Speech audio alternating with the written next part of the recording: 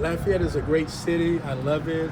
I'm not sure if I'll be staying. I got some grandkids that want to see me that haven't seen me, but one time in 9, 10 months, I came here with a pure heart, with no one, you know, that I knew of that had done anything wrong that deserved my wrath, and there was no one that had done anything for me that I needed to do a favor for. I was totally innocent and clear, and that's the type of job that I did. I do want to thank the citizens of Lafayette for everything that they did in terms of welcoming me. Some of the greatest people that I've met in my lifetime are here in Lafayette. I enjoy the city, I enjoy the people. I will be around off and on. I still have a home here. We'll see what happens. And I'm grateful and thank you. And I do not want this city to be splintered. This is a great city, a lot of love, and we can't separate the north and the south side.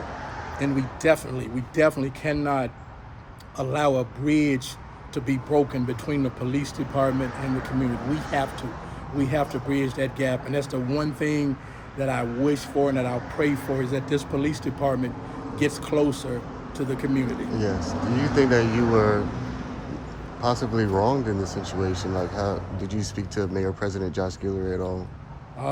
I wasn't given a reason as to my termination. I will be getting legal advice on what went down. There is a law that kicks in on this. A lot of people don't realize it, but the 12-month confirmation period is 12 months, but there's also something that had to take place at 6 months, and they never called me in and said anything to me about my performance until I was 9 months into the job and about 100 days away from confirmation. So for 265 days, I was never told anything except, let's talk about the crime, some other quality of life issues, park security, things like that. But so there was no investigation at all going on? No, there was nothing to investigate. There is no misconduct on my behalf. There's no poor performance. In fact, at my age, I have more energy and more zest to work than most people half my age, and I can attest to that. The people inside the headquarters will tell you that I can outwork most people. I've been like that all my life, so no, there was nothing there. Wow, so you should still be in office?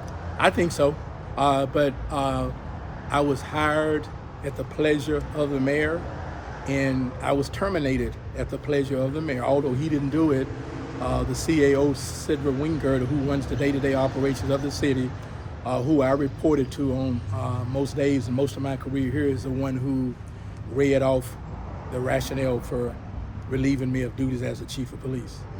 How did it feel to be Lafayette's first black police chief? Oh, it was an honor. I can tell you this, it was an honor. I'm grateful to the city of Lafayette for accepting me. That's the city. I'm not referring to north or south, I'm referring to the entire city. I'm grateful that the mayor, Josh Guillory, gave me an opportunity to serve. I had other opportunities I turned down a lot. Since I've been here, I've been contacted by another major city in the state of Louisiana, and I'm like, no. I've been contacted by a smaller department near my hometown out in the Dallas area.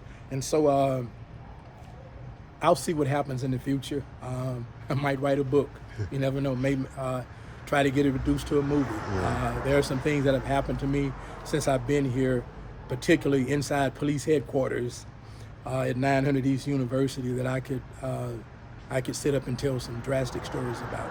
Wow. Yeah. So there are definitely some things that internally that are going on. Oh yes. The African American president of the police union was voted out of office in May because they said he was too chummy with the chief of police, and I was the chief. And we've had presidents of the union in the past who went on hunting trips with the chief of police, fishing trips, Christmas parties. They went to clubs and dinner together, but he comes to my office 3 or 4 times in a 2 or 3 month period that I'm there, and they said he's too chummy with me, and so they voted him out of office. That's the kind of thing I was facing. So I do believe that if the city of Lafayette wants to move forward, there has to be a rein on the police union. They wrote anonymous letters on me. They started asking that I be fired on February the 23rd, my 43rd day on the job, which was the day after I fired an officer for punching a handcuffed prisoner in a locked jail in the stomach. And they contended that the firing was excessive and that he was trained to do that. And I'm like, no, you're not trained to punch anybody in the stomach who's not fighting or resisting you. You can't, commit a crime to enforce the law. And I terminated him, and the union turned on me again at that point in time, 42 days into the job. So there is a culture that's ingrained in policing, not only here in Lafayette, but throughout this country. And we've seen some tremendous change. We can't piecemeal it. You can't bring someone in and say, I want you to change the culture in the police department. And part of changing the culture means that you terminate people for misconduct, you discipline people, you stop them from turning the body cameras off, you tell them that it's a violation of the rules to dip, snuff, and chew tobacco and spit on the ground in front of a complainant or a citizen. Those are the types of things that I was doing, and I'm being told that, morale was low. Well, if you're putting somebody in a position where they are uncomfortable because they're breaking the rules, then you might impact their morale.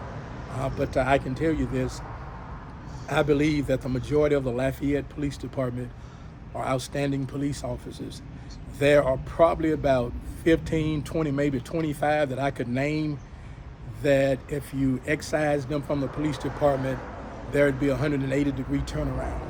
And had I been confirmed as the chief of police, they would have voluntarily left. I'll tell you that. They were waiting around to see whether or not I was going to get to my year. And had I been confirmed, they would have left. And it would have been justice for the police department, justice for the city of Lafayette, and definitely for all citizens in the city. With your termination, what do you think this says about the department and where it's headed?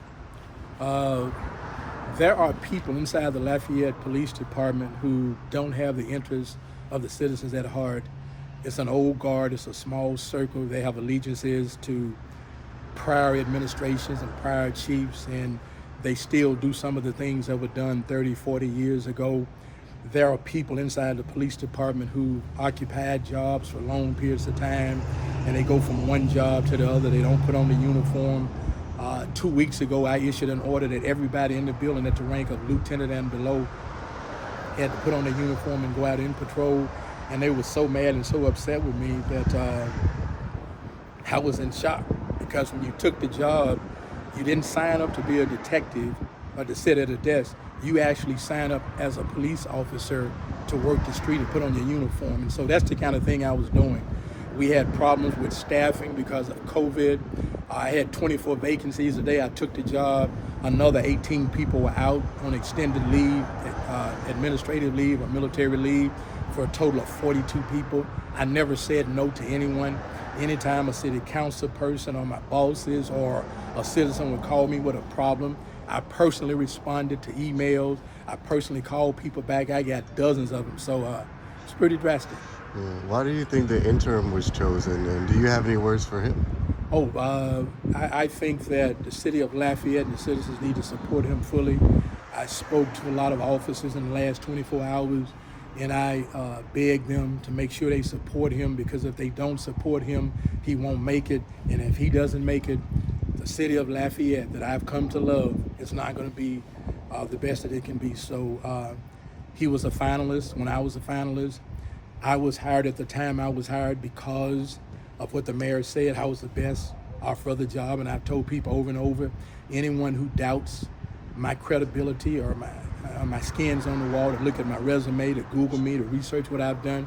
And so at the same time, I'll tell you this, I'll support him, because if he fails, the city fails. And any last words for Lafayette? Anything that you'd like to say? Lafayette, I love you, a great city. I relocated my wife and my youngest daughter here after 40 years, and I'll be seeing some of you around. I'll be back and forth.